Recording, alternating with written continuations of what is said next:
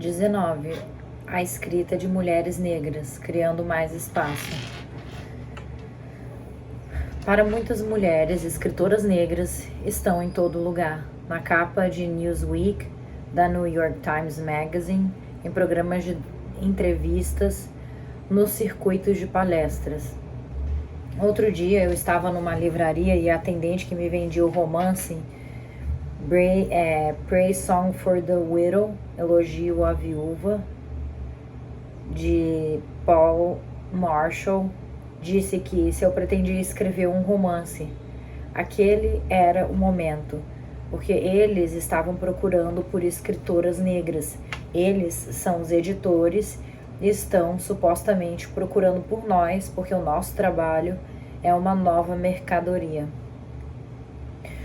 O invisível eles que controla a publicação pode só ter percebido recentemente que há um mercado para ficção escrita por mulheres negras, mas isso não significa necessariamente que estejam efetivamente tentando encontrar mais material de mulheres negras, que mulheres negras estejam escrevendo muito mais do que antes, ou que é de algum modo mais fácil para escritoras negras desconhecidas encontrarem formas de publicar o seu trabalho.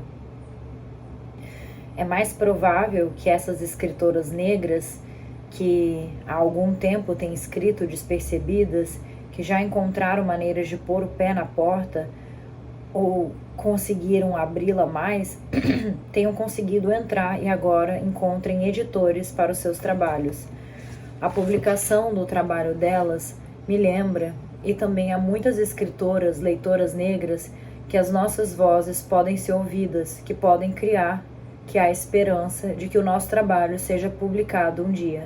Sempre fico animada quando ouço que outra escritora negra foi publicada, ficção ou qualquer outro gênero, especialmente se ela é nova e desconhecida. Quanto mais entrarmos no mundo editorial, mais vamos escrever. Porém, não estamos sendo publicadas em grande quantidade. Toda vez que alguém comenta sobre a tremenda atenção que escritoras negras estão recebendo, sobre como está sendo fácil para nós encontrar editores, sobre quantas de nós existem, eu paro e conto, faço listas, sento em grupos de mulheres e tento encontrar novos nomes. O que temos percebido é que o número de escritoras negras de ficção publicadas com visibilidade não é grande. Qualquer pessoa que dê cursos sobre ficção de mulheres negras sabe como é difícil encontrar os trabalhos de mulheres negras. Eles saem logo do catálogo.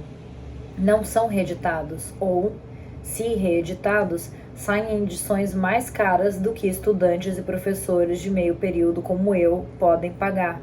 E com certeza não podem ser abordados em aulas em que muitos livros têm que ser comprados. A edição reimpressa de Maud Martha, de Gwendolyn Brooks, publicado pela primeira vez em 1953, é um exemplo. Entretanto, é melhor ter reimpressões caras do que nenhuma reimpressão. Livros como The Street, A Rua, de Anne Petrie, Plum Bun, Pão de Ameixa, de Jessie Fawcett, Yola Larry, de Frances Harper, The Survival, Sobreviventes, de Lakestown Rebellion, A Rebelião de Lakestown, e Lakestown Rebellion, de Kristen Hunter, não estão sempre disponíveis, porém todas essas escritoras negras foram ou não bem conhecidas e foram ou são bem conhecidas e os seus trabalhos foram ou são lidos amplamente. Eu suponho que existam cotas de publicação determinando o número de mulheres negras que irão publicar livros de ficção anualmente. Tais cotas não são conscientemente negociadas e decididas, mas são resultado de racismo institucionalizado, machismo e classismo. Esses sistemas de dominação operam de tal modo a garantir que somente poucos livros de mulheres negras sejam publicados num determinado período. Isso tem muitas implicações negativas para as escritoras negras, para aquelas que são publicadas e as que ainda estão para ser publicadas. Escritoras negras publicadas, mesmo aquelas que são famosas, estão bem cientes de que os seus sucessos não garantem que seus livros estejam nas prateleiras das livrarias daqui a alguns anos. Elas sabem que o espírito do modismo, da nova mercadoria, estimula muito do interesse atual na escrita de mulheres negras. Na escrita de mulheres negras pode se dissipar. É provável que essas escritoras saibam que devem agarrar a oportunidade com unhas e dentes. E saber disso dá a sensação de que não podem esperar sempre pela inspiração. Não podem protelar muito entre a publicação de um novo livro e a escrita de outro. Elas são frequentemente forçadas a se envolver em muitos projetos ao mesmo tempo, ensinando, escrevendo, dando palestras com o objetivo de garantir o sustento, mas também com o objetivo de promover uma conscientização da existência e da importância do trabalho delas. Essas expressões, sejam impostas ou escolhidas, afetarão necessariamente o trabalho da escritora. Escritoras negras que não foram publicadas, que ainda estão nutrindo e desenvolvendo suas habilidades, muitas vezes descobrem como é difícil manter a noção de que o que tem a dizer é importante, especialmente se não estão num ambiente onde o compromisso delas com a escrita é encorajado e afirmado. Elas também devem lutar com as demandas da sobrevivência econômica enquanto escrevem. A dificuldade desse processo para mulheres negras tem mudado pouco ao longo dos anos. Para cada criadora negra que consegue ser publicada, centenas se não milhares, param de escrever porque não conseguem suportar as pressões, não conseguem sustentar o esforço sem encorajamento, ou porque tem medo de pôr tudo em risco em busca de um trabalho criativo que parece ridículo, porque tão poucas irão chegar até o fim. Frequentemente, novas escritoras descobrem que cursos de escrita criativa oferecem uma atmosfera positiva, onde seus trabalhos serão lidos, criticados e encorajados. Mulheres negras que cursam universidades podem e realmente encontram nesses cursos um lugar de fortalecimento das habilidades de escrita criativa. Entretanto, estudantes negras raramente estão presentes nesses cursos nos campi onde os alunos são predominantemente brancos. Em campi onde os estudantes negros são maioria, é comum haver pouco ou nenhum interesse em escrita criativa. Jovens negras reconhecem a precariedade de nossa condição econômica coletiva, desemprego crescente, pobreza, etc., e tendem a procurar cursos que vão fortalecer a habilidade de ter sucesso em suas carreiras. A promissora jovem escritora negra que precisa trabalhar para se sustentar ou para ajudar a sustentar a família quase nunca encontra energia ou tempo para se concentrar e desenvolver a sua escrita. Já outras mulheres negras profissionalizadas, professoras, médicas, advogadas, etc., que também são escritoras, descobrem que as demandas do trabalho deixam pouco espaço para o cultivo do trabalho criativo. Poucas mulheres negras imaginaram que poderiam ganhar a vida escrevendo. Eu tinha 13 anos quando decidi que queria ser escritora. Naquele tempo, escrevia principalmente poesia. E percebi que não seria capaz de ganhar a vida com a escrita. Escolhi então estudar literatura, pois pensava que ela me levaria a uma profissão compatível com a escrita. Quando a poesia era a minha preocupação principal, eu era fascinada com a vida profissional de poetas que, além de terem outras profissões, escreviam extensivamente. Muitos desses poetas eram homens. Langston Hughes, Wallace Stevens, William Carlos Williams. Quando li sobre a vida deles, não refleti sobre o papel de apoio desempenhado pelas mulheres na vida de escritores homens heterossexuais.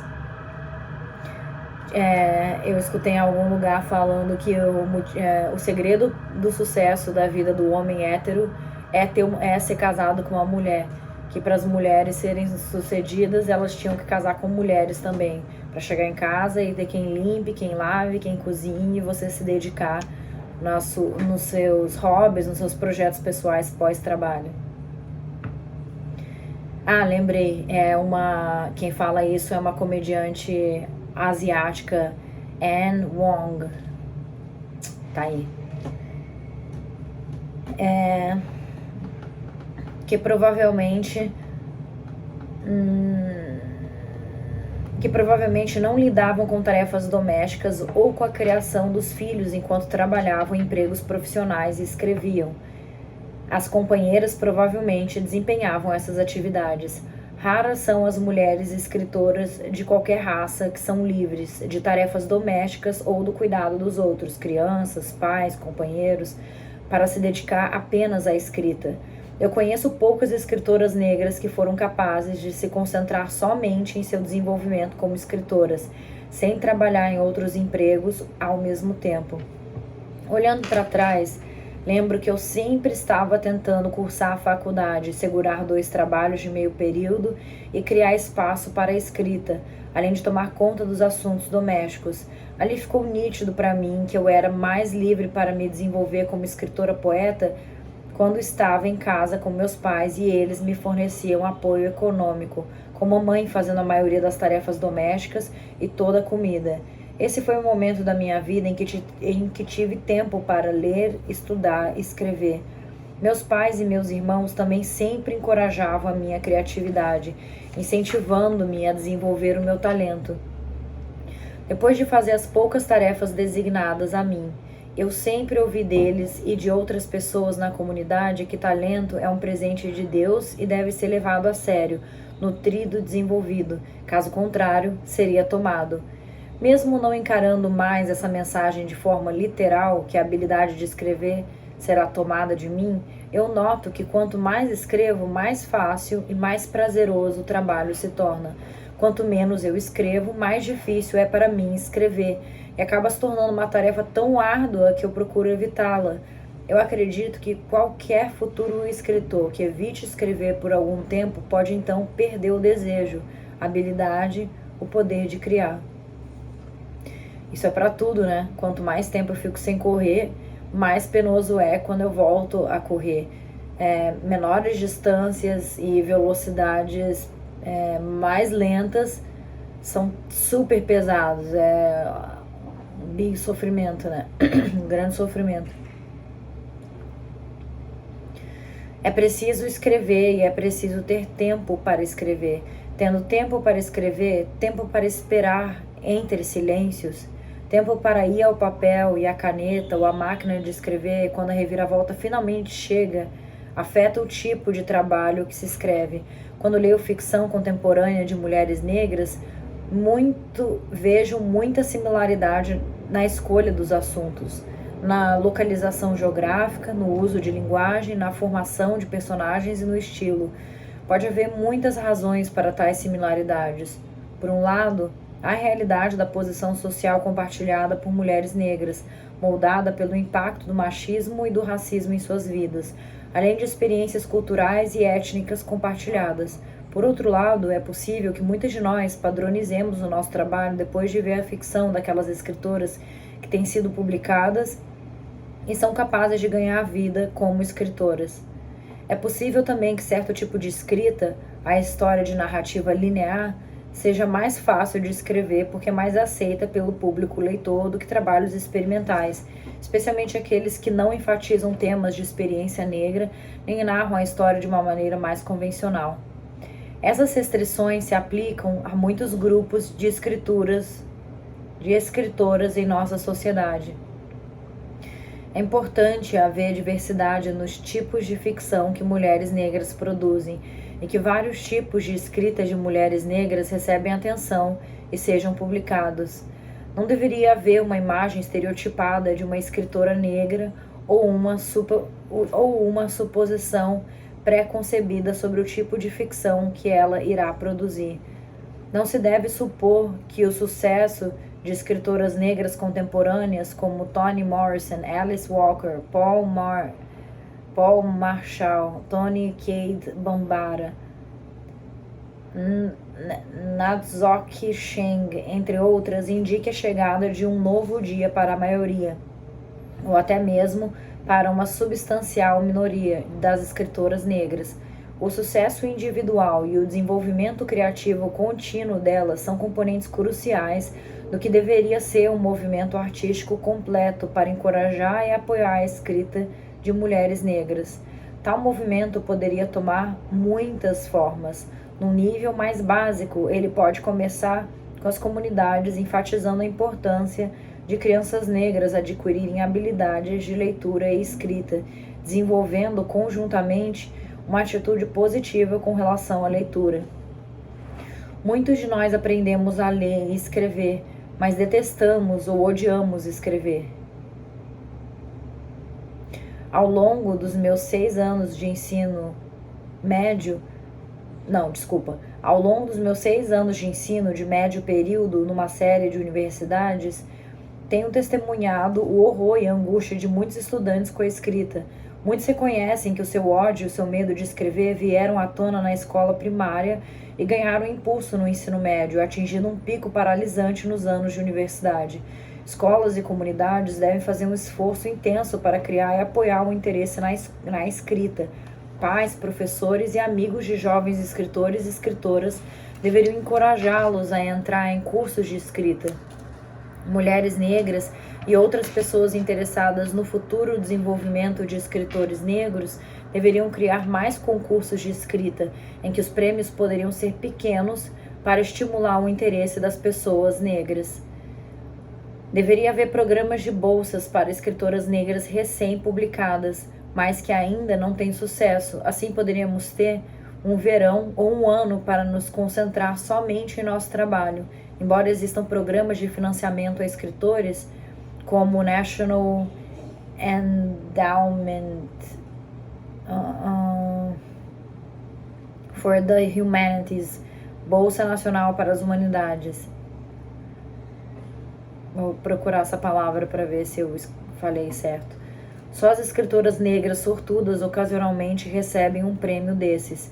Frequentemente, os mesmos poucos escritores recebem uma série de bolsas de diferentes fontes. Ainda que isso seja bom para o indivíduo, não aumenta o número de escritoras negras beneficiadas com uma ajuda.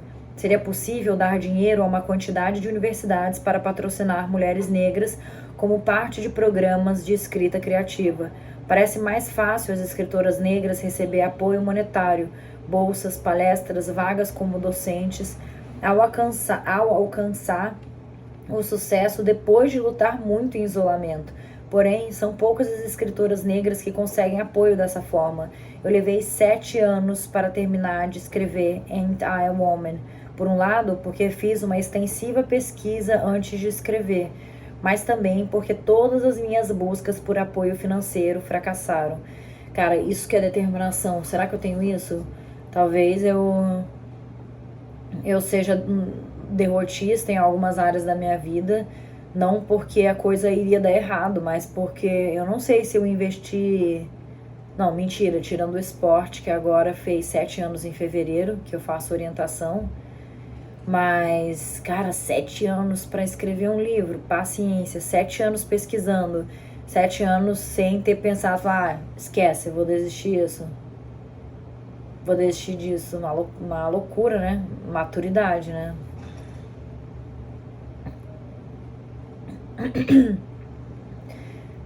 Eu escrevia depois de trabalhar 8 horas por dia numa empresa de telefonia e depois de outros empregos. Quando o livro foi concluído, quase 3 anos antes de ser publicado, eu o enviei a várias editoras que o rejeitaram.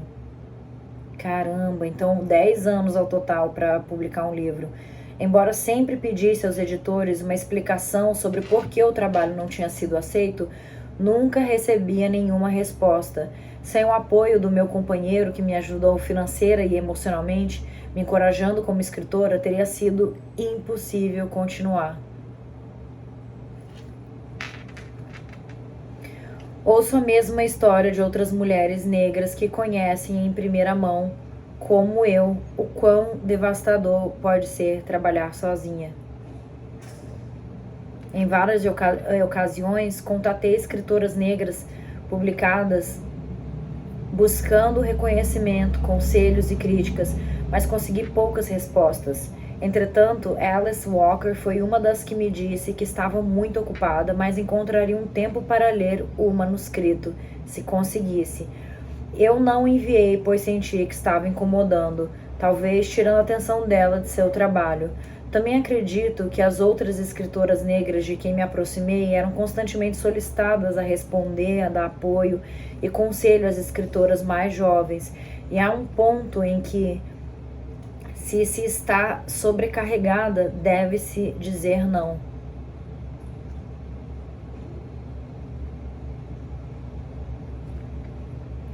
As mulheres negras não precisam ser o único grupo a apoiar e encorajar escritoras negras aspirantes. Professores, amigos ou colegas podem dar o encorajamento e o reconhecimento que incentivam e promovem o trabalho.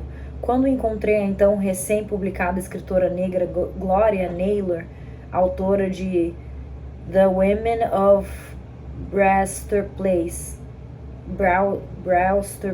As Mulheres de Brewster Place, perguntei-lhe como tinha conseguido um editor. Gloria era estudante em Yale e trabalhava em seu mestrado em escrita criativa. Ela conseguiu no ambiente acadêmico apoio e encorajamento para o seu trabalho. Com a ajuda de um amigo, foi capaz de encontrar um editor que leu seu romance e considerou publicá-lo. Ter pessoas ao redor que te apoiem durante o processo da escrita é tão vital para o escritor aspirante quanto encontrar alguém que publique o seu trabalho. Meu irmão, um dos meus irmãos mais novos, o Marcos, ele vive fazendo planos de se tornar um concurseiro, né? Neste momento atual, ele voltou a se empenhar nessa meta de estudar para concurso. E aí, do jeito que ele é, meio neurótico, ele fez uma pesquisa procurou lá a lista das pessoas que foram aprovadas em concursos anteriores na área que ele pretende prestar concurso. E essa pesquisa de campo que ele fez de como eles estudavam, sabe, o que comiam, onde dormiam, etc. Ele viu que a grande maioria das pessoas que passavam em provas de concursos tinham relacionamentos, ou eram namoradas ou eram casadas. E que ter essa pessoa na sua vida, no caso, esse suporte que a Bell Hooks está falando, esse apoio, né, esse incentivo, esse encorajamento quando você quer desistir, é fundamental no geral para a gente lograr êxito na vida. E, como ela disse, não precisa ser necessariamente um namorado ou um companheiro amoroso, né? Pode ser uma amizade, que é o caso dessa amiga, dessa Glória que publicou o livro. Quem ajudou ela foi esse amigo da universidade. Mas como é importante para o ser humano ter esse ombro amigo, né? Isso aí.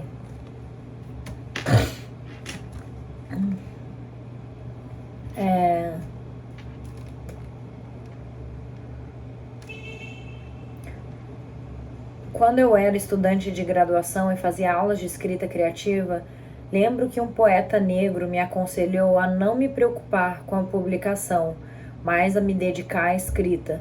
Só quando tivesse produzido um corpo de trabalho é que eu deveria me preocupar em encontrar um editor.